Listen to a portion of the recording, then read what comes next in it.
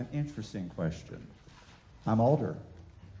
So much has changed in the past 40 years. It's almost staggering. I reminisce being in college and getting this little device that I thought was the be-all and end-all to cure all my mathematic problems. It was called a calculator. And nobody knew what the hell it was or how to use it. Texas Instruments was a company that no one had heard about. There was no such thing as a computer. Globalization was somebody's concept of a fiction novel. The world has been so dynamic and it's changing at such an exponential pace that just keeping up with it has become the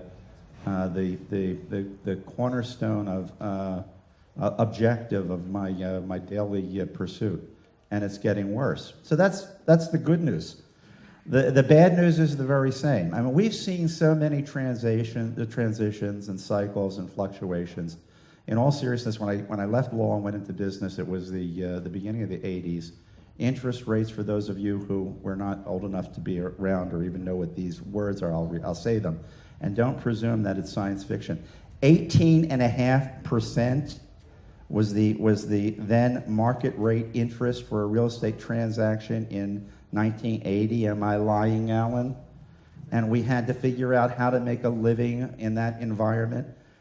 We have dealt with recessions. We've dealt with the collapse of the financial institutions and the thrifts before the last go-round, the creation of the Resolution Trust Corporation, foreclosures and bankruptcies in condominiums and homeowner communities, will flourish throughout the country before 2006. This is in the end of the 80s. So we came through some very interesting times. I remember being in the Mortgage Bankers Convention, and please, I'm not a mortgage banker, so don't ask me why I was there. But it was in Orlando, and that's not why I was there either. But in 1990 or 91, I remember hearing somebody say something very profound, and I took copious notes. I underlined it and put it in black and circled it. There will never be non-recourse financing again in our lifetime. Vintage 1990-91. Well, obviously that prediction didn't prove true.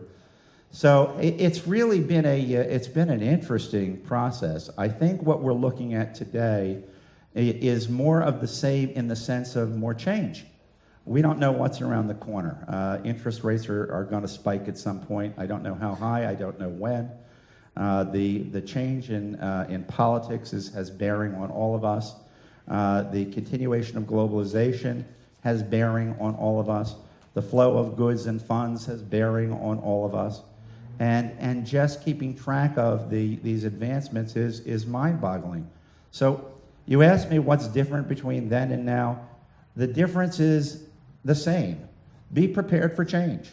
Be dynamic, be dexterous, have your I's dotted and your T's crossed. Hedge a little bit because you don't know what's going to be good and what's going to be bad. Be prepared for the cycles because they'll come. And the worst part of cycles, frankly, is not that they go up or down, but at least in my perspective, because I've been pretty good at dealing in up and down cycles. The worst part of the cycles is when things stop. When you go into paralysis and nothing happens. When there's just a misalignment of expectations. And you're all sitting there saying, we don't know what to do because there's nothing we can do. We can't buy, we can't sell, we hold as best we can and try and work through it. And that's something I fear because that comes with great frustration. So I don't know if I've answered your question or not, but I think that change continues. That was helpful insight for sure. Thank you.